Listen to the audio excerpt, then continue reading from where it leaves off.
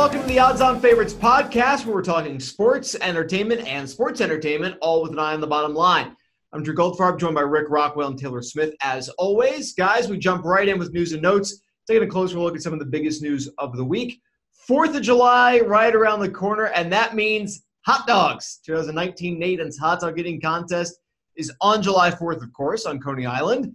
There are plenty of potential wagers around this event. Joey Chestnut, the reigning champion, he's won 3 straight and 11 of the last 12. He's a minus 900 favorite to win again. The field bet plus 500. Anyone going against Jaws here, Rick? Absolutely not. He's head and shoulders and stomach above everybody else when it comes to eating hot dogs.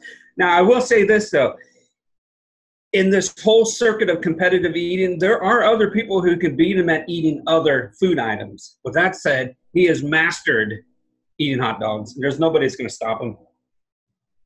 Taylor, I take it you're going to go with Jaws also for a 4th straight win? If I was in it, I would consider myself as a part of that plus 500 field bet. I feel like dunking hot dogs in water and just shoving them in your mouth with no regard for your life is not that hard, but no, I wouldn't bet on Joey here at minus 900. It's just there's no value there. I'm not going to take the field against him, so you can enjoy it in disgust from the comfort of your home, but I don't think you should be betting on it. On the women's side, Miki Sudo, even more heavily favored than Chestnut, believe it or not. She's won 5 straight titles, is one of only 2 women to ever win the women's competition since it was inaugurated. She's a minus 1,200 favorite to win her 6th consecutive pink belt on MyBookie, with Bovada having her even at minus 1,600. Field posts between plus 600 and plus 700. Taylor, do you see anyone unseating the reigning champion this time around for the women's side, or is this another one that you're just going to avoid and enjoy and discuss?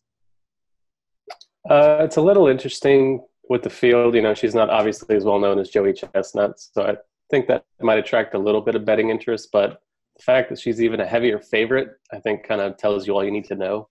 Even if you're not that familiar with the women's hot dog eating field, I don't really see any merit to not taking Miki Sudo. So that's not a bet I would take. Rick, do you agree? She has dominated the women's competition. She's also pretty dominant in some of the other eating contests throughout the country, throughout the circuit of the year. With that said, there's only like one competitor, Michelle Lesko, who even has a shot. She finished runner-up last year. She finished 4th 2 years prior and 3 years prior. So she is able to hang until the end when it seems like Sudo just pulls away. The Black Widow is not relevant much anymore. She won the first women's contest.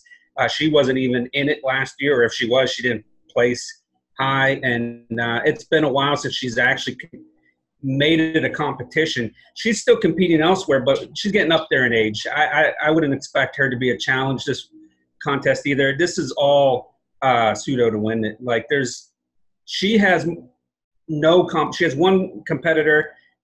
Jaws has probably 2 potential threats if he has a bad day. She has 1, and she can still have a bad day and still win it. That's the difference in the gap of eating talents. It's incredible how dominant those 2 have been at the Nathan's Hot Dog Eating Contest. It's hard to even remember that, I mean, going back to Chestnut, that he even lost once in the last decade. That it was just that, like, hiccup all of a sudden. He had a down year. His stomach was a little queasy. Yeah, exactly. I mean, eating, 100 hot dogs every 2 years is going to, it's going to catch up with you at some point. Just be like, oh, yeah, you know what? Maybe I can only do 40 this time around, or 50.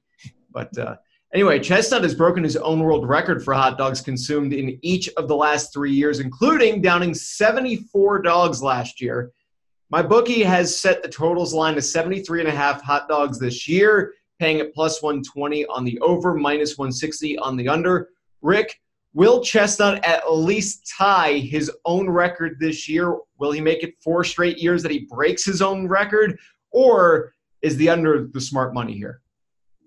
We all want to see records be broken here and there, especially when it's superhuman digestive feats here. But with that said, he's only broken 73 times. He had 70, 72, and 74, which was last year. So the odds of him hitting 74 again or against him, the smart money is on the under here. I have a hard time seeing him repeat 74 or even break it this year. It was just he might have set the record so high that he's not going to be able to break it or even duplicate it. I would say the safe play, the smart bet is 73.5 or less. I would be surprised if he even hit 73 this year, just because it's not like he's hitting that number on a consistent basis. Twice prior to this, he's only got in the 70s. So I think we're in the middle of a Barry Bonzian run here with Chestnut topping 73 years in a row. I think if you're going to be betting on hot dog eating contests, you may as well just bet on the one that gives you more profit in the end, and that's the over. Plus 120. He got to 74 last year. He just needs to match his total from last year. So we don't even need to see a new record being broken for the bet to pay off. Minus 160, that's not good value on the under. So I would just, if you're going to be betting on this, I would just take the over. He's increased his total each of the last 4 years. I don't see any reason he can't keep, raising the bar. So as long as he's in his hot dog eating prime, I think I'm going to take the over.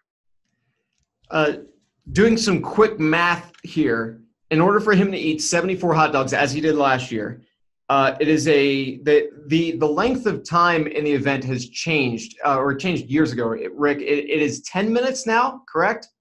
It's a 10-minute thing. That means that he has to finish one hot dog every 8.1 seconds. That's to get to 74. Whether or not, he's done it before. I kind of like Taylor's logic where it's that, he's shown that he can surpass his own record each of the last few years. He's gotten up and up and up.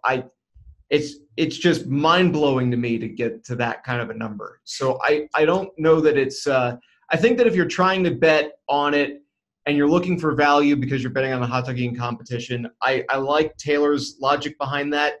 I also think that if you're trying to play it and you're just looking for better odds to bet basically on Chestnut, then minus 160 works. The other thing, too, is that if Chestnut were to lose somehow, minus 160 would seem like the likely payoff at that point. So you're basically getting the field and Chestnut doesn't break the record. One of those would pay off at minus 160. So it's not a terrible payout necessarily. It's not as appealing as plus 120, but it's more appealing than eating 74 hot dogs, I can tell you that. As for the women's side, the totals line is set to 38.5 hot dogs. Pseudo devoured 37 1 year ago, but ate 41 the year prior and exactly 38.5 back in 2016. Sonia Thomas owns the women's record at 45 hot dogs. That's set back in 2012. Both sides of this bet pay at minus 120. So are you going to go on the over or are you going to go on the under for the women's side, Taylor? So the over's 38.5. She's gotten to 38, 38.5, 41, and 37 each of the last 4 years. So right on that line for the most part. I'd be inclined to take the under here. I don't think she needs to necessarily get to this number to win. And, not that she can know as she's eating that she's got a substantial lead and she can take her foot off the gas. But I would go with the under since the payout's the same on both sides. She hasn't consistently gotten over 38. She's pretty much right at that mark for the most part. So it's fine if you bet either way. I would side with the under, but if you go with the over, I don't think it's a bad idea either. Only 2 women have ever hit the 40 mark. And so you're pretty much saying 39, which is close enough to 40.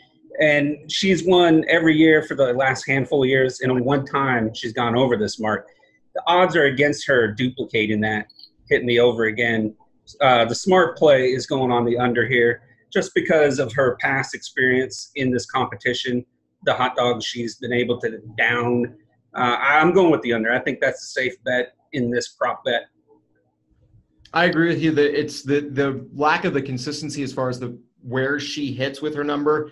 And the fact that, a year ago she had 37. She tends to win regardless of what her number is, whether it's the 37, 41 the year before, 38.5. So I would think that just the under might be the smarter play because she doesn't have, I don't think, the pressure of a competitor around her to force her to get to 40, 41. It'll be lucky if the second place even breaks 30 or 31 at the most. So she knows she's already got that kind of advantage over her next top competitor, whereas Chestnut, he's actually lost before in the last couple of years. The person he lost to should be back in the competition this year. So he's got a little bit more, and he likes to break records and, you know, all that good stuff.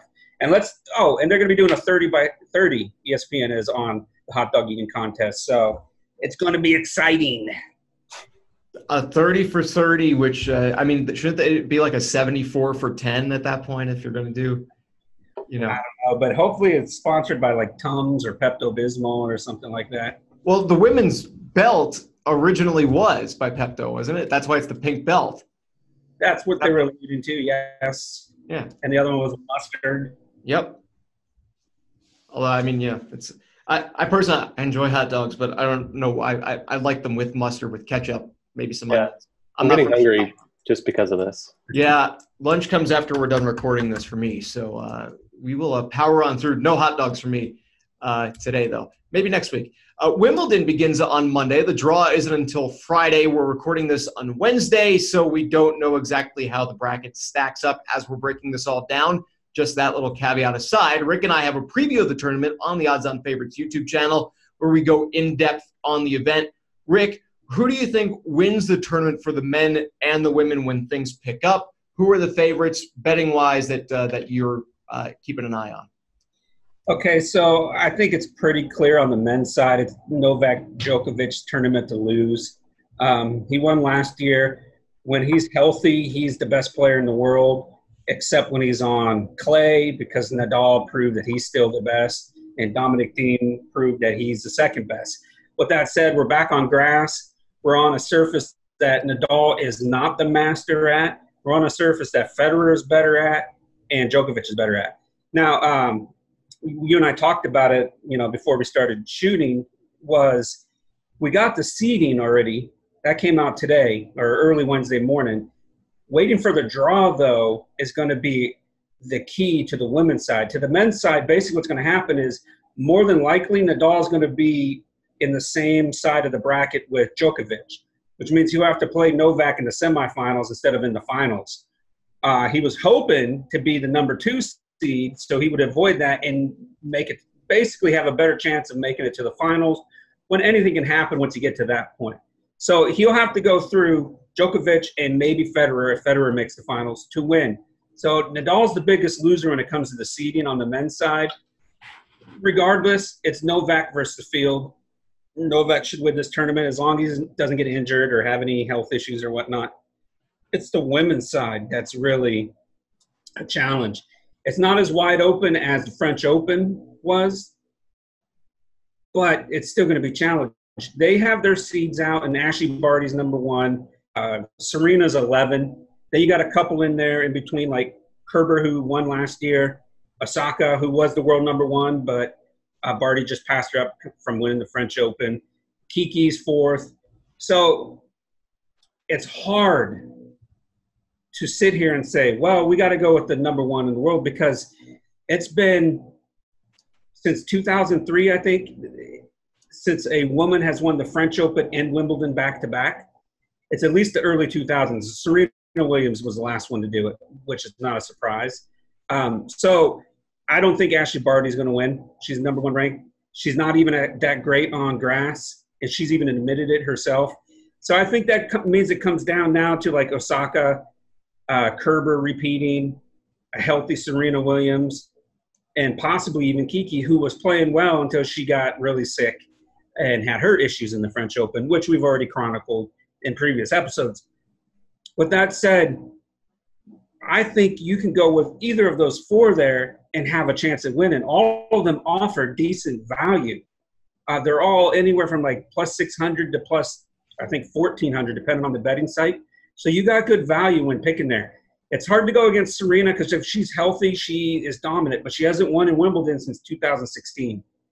I don't trust Kerber to bounce back and win like she did last year. She didn't look good in the French Open. She got bounced early. And then, so that takes me to Kiki or Osaka. Kiki was playing the best until she got sick at the French Open. Osaka was the world number one and won 2 straight Grand Slams coming into the French Open.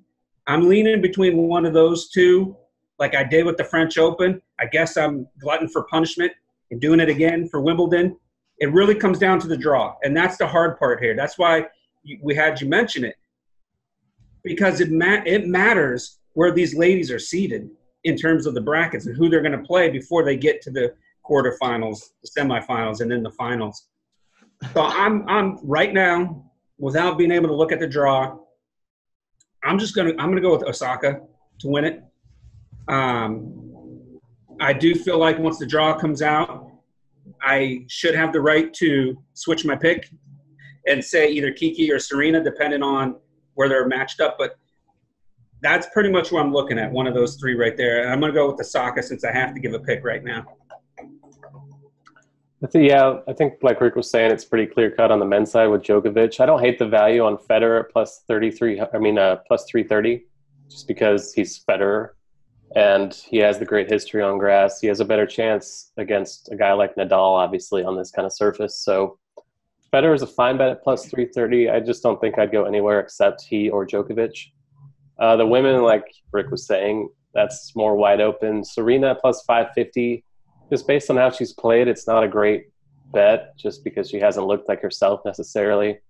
I think she'll get there at some point. I'm not convinced it's now. But I still think you can take that bet at plus 550 just because it's Serena. And, you know, when she's at her best, she's probably a minus favorite for this kind of event. So you're getting good value on that caliber player. Defending champion here, Kerber, like Rick said, didn't do well at the French, but you know, plus 1,400 is really good value for someone that's had success at this event in the past, so I don't hate that either. And Osaka plus 800, just because she's, you know, one of the best players in the world, and she seems to be healthy, and that's another good value bet. So Williams, Osaka, Kerber. I guess you can go down to Kiki just because it's a good value, but that's as far as I'd go with the women. Yeah, it's a challenge. Like, trying to predict it ahead of the draw in a wide open field is really challenging. But if we give you a couple players to keep an eye on, and then when the draw comes, then it'll be up to you to decide, okay, well, which one you think is going to win. I'll have my Wimbledon preview articles out probably on Thursday or definitely by Friday. So by then I'll have a better idea of who I'm going to specifically pick, although I can't see myself really going against anybody but Osaka right now, because I just, like we were just discussing, I don't trust Serena yet, but she is value. And we don't know about Kiki in terms of if she had a really bad viral infection, so we don't know if she's returned to full health. And Kerber, I just don't trust either right now. You know, Osaka didn't get to her level of play until the U.S. Open last year, so she was pretty much in the middle of the pack for Wimbledon. Now was the world number one. She won 2 straight Grand Slams coming into the French Open, so she's playing at a higher level. So you got different women, and then on the surface of grass, this is challenging. But you know what? It makes it exciting to watch because with a wide open tournament, you got some favorites, you got some other players. The only thing I can say is this: I don't see any long shots on either side having a chance at winning this. There's too many top-heavy good players, and beyond Nadal, there's no other man that has a chance of unseating or upsetting any of those three. Yeah. I agree with you guys on Djokovic especially. And on the women's side, it's one of those things where you've got those names. You've got Osaka, you've got Kiki, you've got Serena, you've got Kerber if you want to keep that in mind. And when you see the layout of the bracket, you can basically see who's going to have the easier road, who's going to have the harder road, and then quickly jump on whoever you think has the easiest road, especially if one of Osaka, Kiki, or Serena are on an opposite side of the bracket from the other two, or well-positioned enough where they seem like they would have a good route to the championship, especially if the other two don't. So that would basically be, I would go with you on it. I would, you know, tend to gear towards, like, if you're picking now, to go with Serena because she is the highest ceiling. If she's on, there's nobody stopping her, no matter how locked in they may be. So locked in Serena beats locked in anybody else. So before you see where the bracket goes, that would be just where I would go. But I agree that waiting for the bracket to the draw to see where everybody is sitting, to see what the matchups might look like down the line, is probably the smart play on the women's side. You can go for Djokovic 15 seconds from now if you want, or about a half hour from now when we're done with this podcast. Open it up in a new tab. Go place your wager while you're listening to the rest of the podcast. It works as an audio one as well. Right now, let's go to Give Me Props with a number of prop bets to get to this week. Propping up this propcast with prop bets galore. Let's begin with the World Series of Poker, which runs through July 16th. We're focusing on the main event here, specifically the final hand of the main event. What will the final winning hand be for this year's main event? Two options here are 2 pair or better, that pays off at -110, and 1 pair or worse, paying off at -120. Essentially an over-under for the World Series of Poker main event final hand. Taylor, which side do you feel that this will end up going? First of all, I think you're kind of crazy if you're betting on this, but I would go with 2 pair or better at -110 just because it's the better value, and that's it. I have a hard time thinking that the final hand will end on someone trying to bluff a bad hand. I would think that it would be at least 2 pair that they're playing, or at least 2 pair that they're going all in on. But, when you get that deep into the tournament and you got a feel for the other players, especially when you're down to the last 1 or 2 players at the final, you kind of might have a better idea of reading them. And if that's the case, someone might, go all in on a pair or lower. But it just makes more sense to think it's going to be at least 2 pair, because you don't want to head in there thinking you're going to win on something low and then someone come over the top, get a 3 of a kind or something like that. I'm going with the 2 pair or higher. I think that's the smart play for this prop bet. So I have gone and watched the winning hand of the last 10 years of the World Series of Poker main event. I have gone and I've traced it all down. Last year, the winning hand was trips, 3 of a kind. Before that, it was 1 pair, 1 pair, 2 pair trips, pair, high card, pair, 2 pair.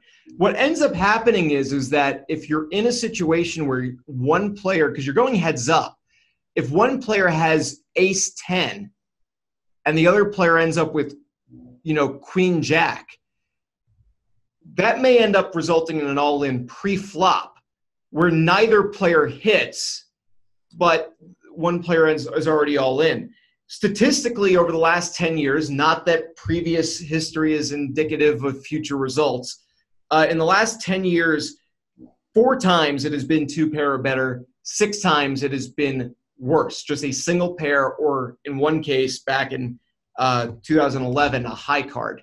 So statistically, history-wise, it's basically a coin flip on it. It is close enough to it, which means that the smarter play is probably to take the one with the slightly better odds, which would be 2 pair or better, just knowing that 6 of the last 10 that have happened have gone 1 pair or just a single high card, which means that hit absolutely nothing. Neither player hit a thing on that hand. So just kind of interesting going back over it and seeing the way that worked. Trips, though, the highest winning hand of a World Series of Poker final table in the last decade, which is kind of nuts when you think about it, because if you've ever sat down and played poker with friends, if you had 3 of a kind, you're not thinking this is a tournament winning hand. You're going, if the board paired 2, that would be really nice. But that's kind of the way the numbers have gone. You can also bet on the birthplace of the main event winner. The United States heavily favored at -200, followed by Europe at +300, Canada +650, Central or South America +1400, Australia +2000. Anywhere else, the field is +1400. Rick, does Murica take home the bracelet this year? Without having the chance to look and see who the top competitors were or that are left, you got to go with Murica. They just seem to have the best poker players, or at least the best rising prospects. It used to be the winners were going to be some wonder kid from Europe or something like that. Nowadays, it just seems like you get a salesman from Connecticut or something, comes out of nowhere, and he's just tired of beating his buddies, decides to join this tournament and ends up winning it. And it just changes the landscape of everything, because now everybody wants to play poker and become famous. I used to play poker a lot, I almost chased that dream, but instead I'm here with you guys. Anyhow, with that said, it's all about Murica. Murica indeed. Taylor, you sticking with Murica? Yeah, it's just a numbers game, with the history they have winning the event and I guess the number of Americans in the field. It makes sense that USA is favored at -200. And because I'm not a trader, I will not take any other country. I will go with America. All right. Oh, I'm going to go Murica across the board. And yeah, it's the size of the field. Most entrants, just the majority of the entrants seem to be from the United States. Last non-American to win was Swedish-born Martin Jacobson. That was back in 2014. Since Chris Moneymaker put the World Series of Poker on that global or at least national level where it got that crazy exposure and the entrance numbers skyrocketed back in 2003, 11 Americans have won, 3 Europeans, 1 Canadian, 1 Australian. So you're basically just looking at it should be an American picking up the win in that just statistically it just would make the most sense. Speaking of Murica, we've got the first Democratic presidential primary debates this week. 2 prop bets here we want to pick. The first, I think, is going to be a quick one. The number of tweets President Donald Trump will send during the debates, over-under was set to 2.5 by Bovado while it was available. Seems like an obvious bet. So do we want to just say our answers on the count of 3? Over or under on it? 1, 2, 3. Over. Over. Yeah. Over. Yeah. Okay. Well, that wasn't. Really I would like to say this though. You have finally found a topic I hate more than golf. You found a topic I love more than everything we've talked about so far. Here we go. The short of it is, because we've talked about this when we were arranging the podcast, is that the president has for his tweets they tend to be series of tweets. Every one thought produces 3, 4, 5 tweets that are interconnected with a bunch of dots and to just one long thought. So if he has one thought during the debate, odds are we're going to get at least 3 tweets. So another over-under was set at just 1.5. The number of times that someone will mispronounce the name of candidate Pete Buttigieg during the debates. I think 1.5 would be a good line to set for this conversation about the potential wager, but give us your pick, Rick. And I believe I got that correct. Buttigieg. Oh, it's easily over. I mean, that doesn't even roll off the tongue. Buttigieg, Bugigi, Bujiji, Bourgeois. Nothing comes even close to that. It's easily over. I would be impressed if whoever is emceeing this little debate they have going on gets that right on a regular basis. But you would think at least some of the candidates mispronounce the name at least once or twice. We're only talking twice here, okay? I don't know how much attention this guy's getting other than his last name being ridiculous. Other than that, I don't know if people are even going to be talking about him. So I'm going over just because it seems like it would be something that should happen. But honestly, I have no idea because I don't pay attention to these people. I rather watch a golf tournament, and we all know how I feel about golf. I think if this debate had taken place 6 months ago, the over would be an easy play just because he wasn't very well known back then. But by now he's pretty established. He's one of the fastest risers in the field. And everyone knows him by now. Buttigieg, that's pretty well established. Chuck Todd, the moderator, knows the name, I'm sure. He also is the mayor of South Bend, Indiana. He has the pretty common nickname Mayor Pete. I imagine if someone is not comfortable with their own pronunciation of Buttigieg, they'll just play it safe and go with Mayor Pete. So I don't know how many times he'll be addressed by other candidates during the debate either. And if he is, I imagine Mayor Pete will be the name they choose. So I think it's the under. I think he's well known enough by now to where it's, pretty well established. Yeah, I mean, I would actually agree on the under. I think there are even T-shirts that say "Boot Edge Edge," as basically a pronunciation guide. I think it's in his Twitter bio or something to that extent. So, but yeah, Buttigieg is the way that it is supposed to be pronounced. Although I want to say, I forget who it was. I saw someone on Twitter posting that there's actually 4 acceptable pronunciations anyway. Buttigieg is just the most well accepted of it. So when there's 4 different pronunciations that are okay, taking the under on how many times it would be mispronounced is probably a smart play. Last prop bet for the week. We're going to do this one quickly because I don't honestly watch this show. We're turning to Stranger Things. Rick has an article online at gamblingsites.org detailing 3 potential prop bets. The first is how many new numbers will be introduced in season 3. Over under set at 2.5, pays at plus 160 for the over, minus 200 for the under. Next is in how many episodes will 11 have a nosebleed, with the over under set at 3.5, paying at plus 110 for the over, minus 140 for the under.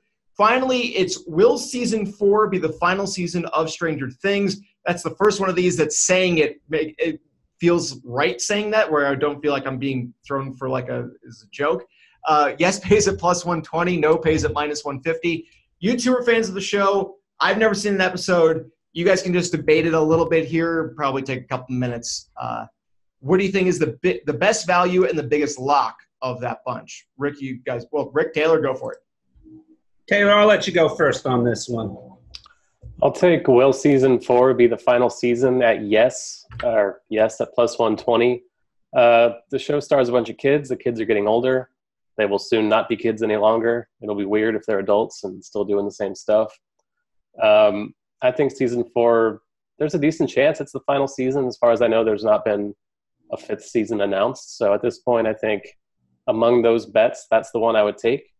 I wonder how confused Drew was when he had to read, will 11 have a nosebleed in season 3? Like I said, I thought those first two might have been like Rick, like putting something in the drafts on the website and be like, oh yeah, here's the link and this is the questions. And I'd be like, yeah, because how many new numbers will be introduced and how many episodes will the number 11 have a nosebleed? So it's for someone who's never seen the show. Well, first of all, there's no reason why you haven't seen the show yet. It came out in 2016. Season 2 is in 2017. It's one of the most popular shows on Netflix, period. It's one of the most popular shows on digital streaming platforms out of any platform, period. And you haven't even seen one episode. There's only 17 episodes in the first 2 seasons. Like, you can binge watch that in a weekend. With that said, I'll try and get through this a little quickly. Otherwise, we'll be talking about Stranger Things all day. Because I love the show. I'm fired up. I can't wait. I'm going to binge watch it after the fireworks. I'll be up all night watching it. I might not come to work on the 5th because I'll be too busy finishing up the season. But here we go. I don't see there being more than 2.5 new numbers in this season. From the trailers and just from the overall direction they're heading, if anything, it should have been last year when they talked more about the past and the experiments on the kids and stuff. We only saw one new number that was 8, 11's sister. We'll call her L for short.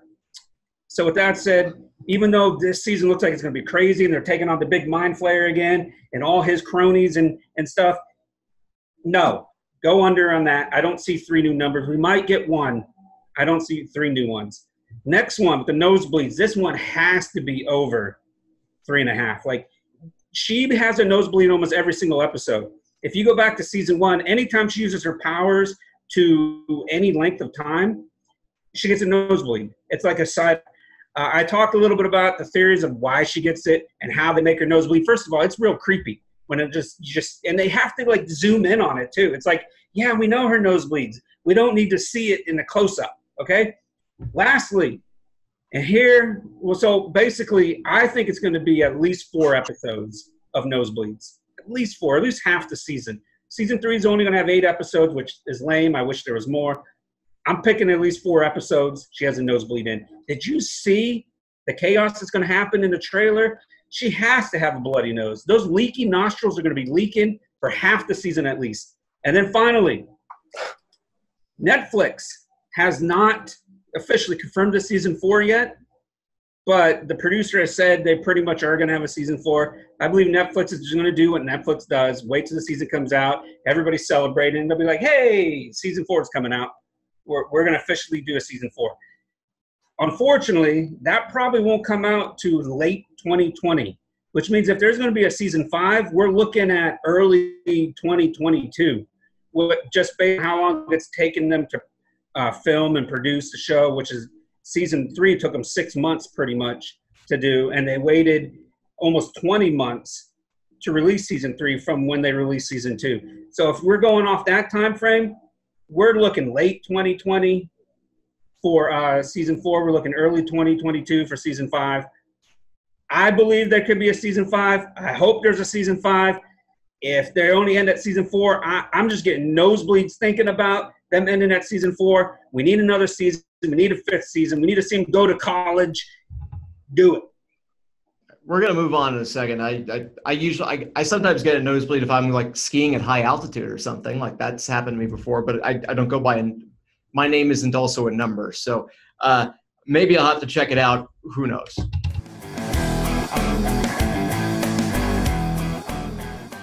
It's that time of the podcast for an elaborate introduction with an oddly timed pause, and that's because it's time for Show Me the Money!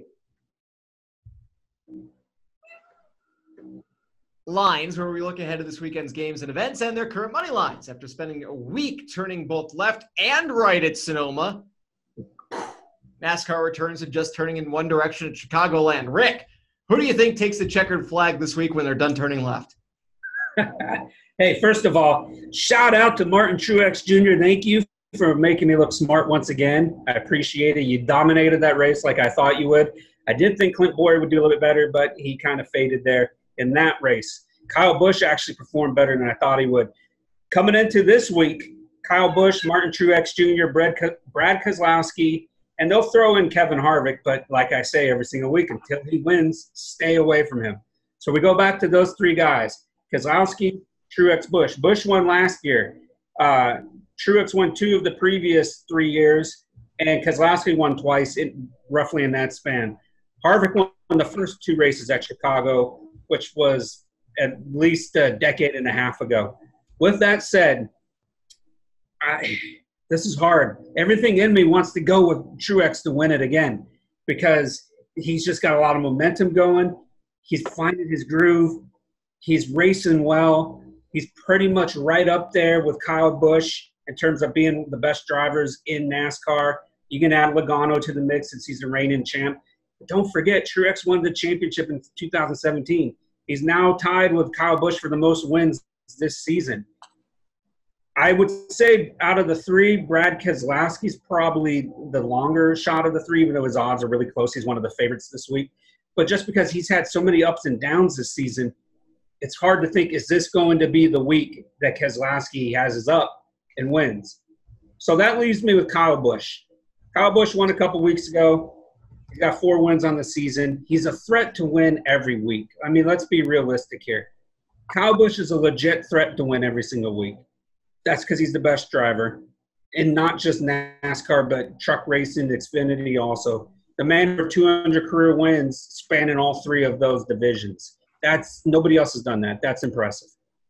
I'm leaning towards Kyle Busch. I want to pick Truex. I wouldn't be surprised if Keselowski won. I think a big thing would be is how they qualify this week to see how their cars are running, where they start, because that's going to matter some. Like I told you with Sonoma, it was huge where people started. It's not going to be as big as Chicago, but if they have a fast car, if they have a strong car, and they're starting up near the front, they're going to be up there competing all day long and not having to worry about cars behind them. That's the one caveat to all this. With that said, I'm leaning towards Kyle Busch. I want to pick Truex, and I won't sleep on Brad Keselowski. I'll take Truex plus 550. I don't know how often racers win back-to-back weeks, but Truex did win this 2016 and 2017. Busch interrupted that last year, but Truex has had success here. I don't know if good form is a thing in racing, but winning last week has to give him some confidence this week to drive really well. So Truex at plus 550, I think, is pretty good value. He's in it every week. You can mention or avoid Joey Logano down at plus 800. The same old argument about getting that guy who's near the top of the standings at plus 800 is pretty appealing, even if he hasn't had a good track record here, so to speak. But I'll go with Truex. Yeah. Truex, Rick's boy. So Rick wanted to pick Martin Truex Jr., picked Kyle Busch. Taylor did pick Truex. So I'm also going to pick Truex because it'll be hilarious if Truex wins, and just because Rick, I wanted to pick him, so I can just sit here and be like, yeah, well, we did. I like the idea of sticking with the Keselowski Busch Truex crew. as far as, having the history at the racetrack. So yeah, I'll take Truex also. Let's do that. We'll make it Truex, someone who wanted to pick Truex but went Busch instead.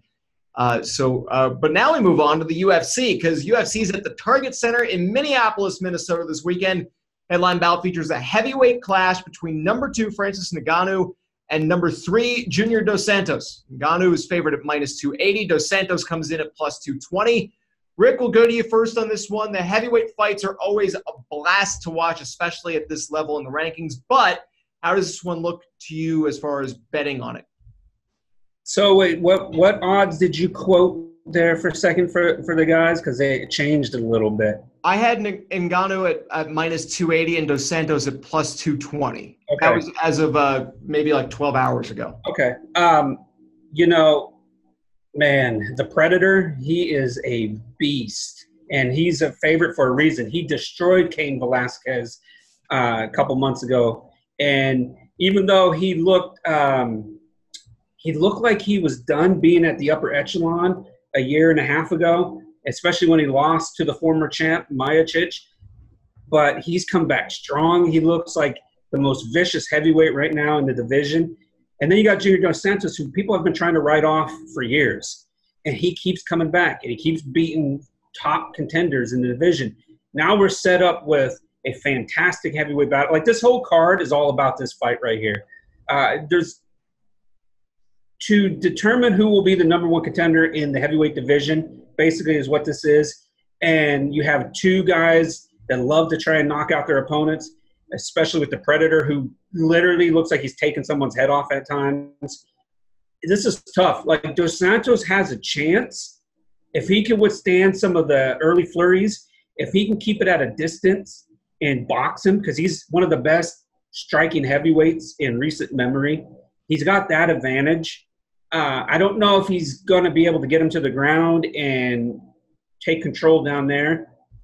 So it might be a stand-up fight. Velasquez was a superior wrestler to all 3 of these guys, and he couldn't even get Francis to the ground, and he got rocked 38 seconds into the fight, and the fight's over with. And it was just insane. So Dos Santos has better striking. He can strike from a distance. He's got decent boxing skills for a heavyweight, and I think he's got a small shot at winning, but it's hard to go against the guy who's just ripping people's heads off right now. Even though there's no value with him, the smart play is on him. But if you're a risk taker and you really want, I got to pick a long shot, I don't want to take Ryan Newman in NASCAR or, Kiki in Wimbledon or anybody else in the hot dog eating contest, then I would say take Dos Santos here. Plus 220 is not bad at all, considering he's a former champ and he's still a top contender.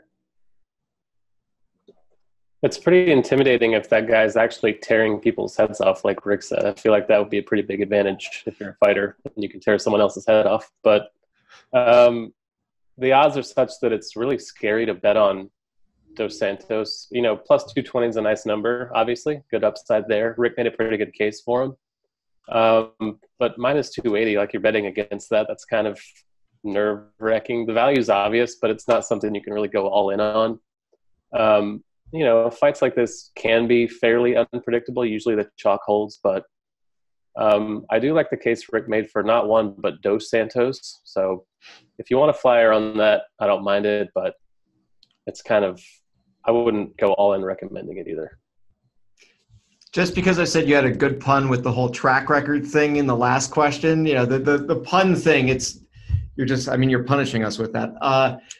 As far as this, thank you. The heavyweight class for UFC is really interesting for 2019, just because of the way that some of the fights we've seen and where this is going, because you've got the championship fight coming up. I want to say it's in a few weeks, where Stipe will be challenging for the championship, and Miocic is basically the blemish for both of these guys who are fighting here, seemingly to be the number 1 contender once that title fight happens. So it's interesting because that would be, Stipe would have to win his fight, given who he's going up against. not necessarily, not even close to a given. But when it comes to this fight, I think that if it goes longer, I don't know if I might go towards Dos Santos at that point, because I do think that the scary ability to end the fight at any point with Ngannou is there. And I think that if Dos Santos can basically get through that, he would have a better chance at coming out on the end. The longer the fight goes, I would then lean more towards picking Dos Santos. I agree that betting at minus 280 in a UFC MMA fight when it's not someone like a Shevchenko, where you're going, no, she's got it, it's fine. When it's number 2 versus number 3, especially in the heavyweight weight class, where sometimes you just get into basically rock'em sock'em robots for 15 seconds, and the fight could just end at any punch because of the size of these guys. Minus 280 for me is not a bet I would take when they're this closely ranked to one another. Dos Santos at plus 220, I think it might be a little bit risky because of Ngannou's abilities and just how, just scary he is and in the octagon. But if I was taking one, I would go on a low risk flyer on Dos Santos, because I just don't think minus 280 is worth it when it's a 2 versus 3 fight in the heavyweight class. There's a reason Dos Santos is ranked 3rd, and I think that basically having Ngannou minus 280 is, I don't think there's good value there for that. I think that it is a bit of an overreach at that number. If he was closer to minus 200, I would be more inclined to go that way. But when it's closer to minus 300, I don't think there's value there to make a bet. But we're at the time of the podcast for one of my favorite segments of the week. That is what we just call Whoops, our chance to complain about something we projected, predicted, or pushed that we were really wrong about, and we get our chance to explain ourselves. I'm going to go first. I was between 2 things, but I have a feeling that Taylor may use the other one. So I'm going to go with WWE Stomping Grounds. Back to last week, we did the payoff, and we were looking at this, and I had a pretty decent pick going on that. I missed the tag match but that was literally I think minus 120 on both sides. The New Day versus Owens and Zayn. But the one that is my whoops this week is Drew McIntyre versus Roman Reigns, because I had Roman Reigns as my original pick. Rick went first. He explained why he was going Drew McIntyre and talked himself into Roman Reigns, but talked me into Drew McIntyre. Basically following storyline logic where you're trying to build to something and not having predicted the spoiler alert reappearance of The Undertaker to further this feud. The thing that would have made sense would have been McIntyre to cheat to win, to set up Reigns and to further that feud.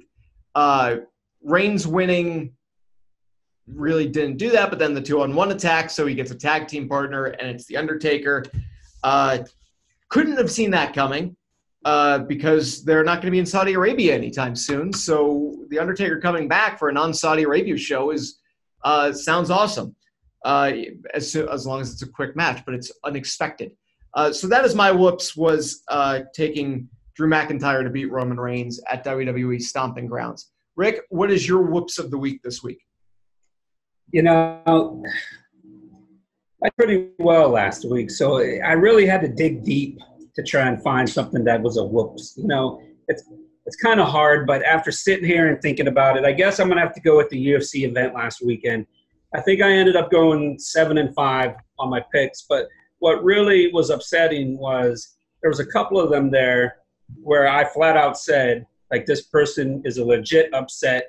I'm going to go with the smart money here, but watch out because this upset could hit. She's worth the pick, and she ends up winning. I should have just went with her in the first place. With that said, I picked the Korean Zombie to win. I was feeling great with him going into that fight. He looked awesome. It was a great main event. But overall, I missed a couple. I didn't think Randy Brown was going to win. I didn't think Kevin Holland was going to win. And so those two kind of dropped my record some. So I'm going to go whoops there because 7-5, you know, I like to be more around the 10-2 range. You know, it makes me feel a little bit better about myself and all that good stuff. 7-5 is At least it's not a losing record, but still I'm going to give you a big fat whoops. Taylor, the one that I let up on, because I think that it might be yours, is playing in a game 3 the night of our recording. So if you're not getting there, I'll just mention what that is after this. But what is your whoops of the week? That could have been mine, but I'm going to go with continue the America theme here and say the American women at the World Cup. I was very confident last week that they would beat Thailand. I think the spread was 4.5 goals, which is huge, but considering they had just beaten Chile. They had just beaten Thailand 13-0. I thought they'd beat Chile by at least 5 goals. They won 3-0, still dominant, but I just welled up with so much red, white, and blue pride that was clouding my judgment. And if you took my advice and wagered on the American women to cover that spread, my deepest condolences. So that's my whoops of the week. America.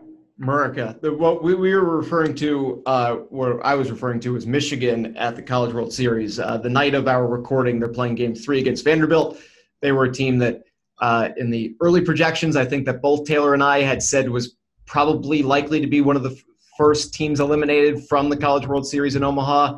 They didn't lose a game until Game 2 of the College World Series Finals, the day before we're recording this, and they have a chance the night of this recording to win a national championship. So that was kind of a group whoops because I think that you, me, and probably Jim Baviglia, who we do our baseball segment with, I don't think any of us thought Michigan was going to be that team. We're moving on to the closing line because we're about to close the window. One last chance to get some things in. Final thoughts. Taylor, what do you got for us this week? So once again, continuing the America theme, we have the men and women in action this week. The men are still in the Gold Cup. They're stomping through the group. They crushed Trinidad and Tobago, which I believe I said they would do for the revenge last time. They're playing Panama in the final group stage. I think the USA is an okay favorite at minus 238 on the money line, but the odds aren't all that favorable. And the women are playing France, the host nation, in the quarterfinals, I believe, this Friday. The Americans are plus 112 favorites. France is plus 214. And the draw heading in extra time is plus 221. I still think I would take the women there, the American women, obviously, at plus 112. But it's probably the toughest game they're going to have against the team that's hosting it, against the team that has the second best odds to actually win the thing. It seems like whichever team wins this game will probably go on to win the whole thing. So, you know, if you don't want to bet on this game, you can just take that advice moving forward. Whoever wins is going to win the World Cup. Rick, go for the closing line. Last one for the month of June. What do you got?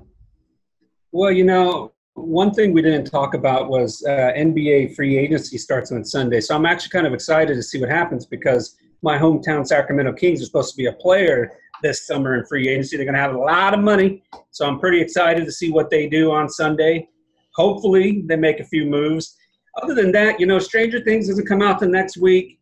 Wimbledon doesn't start till Monday. Tour de France, wait till next week's podcast. How fired up I'm going to be for the Tour de France. Hot dog eating contest not till next week. So I almost feel like this weekend is kind of just like a ho-hum weekend. You know, the UFC event's not too exciting other than the main event. There's not really any exciting boxing. We're not road racing in NASCAR. And I kind of feel like, this is like one of those weekends for sports, except for the NBA free agency. Next weekend, though, we're going to be feeling that American pride, hot dogs, NASCAR, Tour de France, Stranger Things. Like, we got so much going on. This weekend, So with that said, NBA free agency is the big thing that I'm looking forward to this weekend. I'm really hoping the Kings do something. Other than that, I'm going to brush up on my poker skills. Maybe one day I'll make that main table, the final table in the World Series of Poker. That all sounds great. That's going to be interesting on Sunday to see when NBA free agency begins. My brother's getting married on Saturday, so that's an exciting thing to look forward to for the weekend.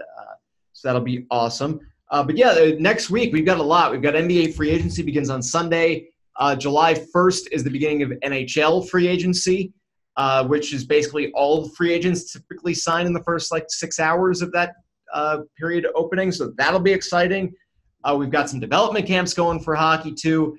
But basically next week by Tuesday, the odds that are going to be for this year's NHL teams should be pretty well set up because we should know the shakeup, the layout of most rosters. Where's Sergei Bobrovsky going? Where's Artemi Panarin going? What's going to happen? Are the Penguins going to have to make a trade for the salary cap? Who are the Vegas Golden Knights going to have to trade after re-signing William Karlsson? They're going to be right up against the salary cap, if not currently slightly over, something along those lines. So we will see. It's going to be a very, very big 7 days in the sports world that will have a long-term impacts on gambling. We will see where the favorites go for the NBA after free agency, the NHL after free agency, and we're leading into the MLB All-Star break. So that is going to be fun as well. But for now, that's going to do it for this edition of the Odds On Favorites podcast. Be sure to like, share, and subscribe to the Odds On Favorites YouTube channel. And check out gamblingsites.org for plenty more from these guys here. They're Taylor Smith and Rick Rockwell. I'm Drew Goldfarb. Thanks for watching. See you next time.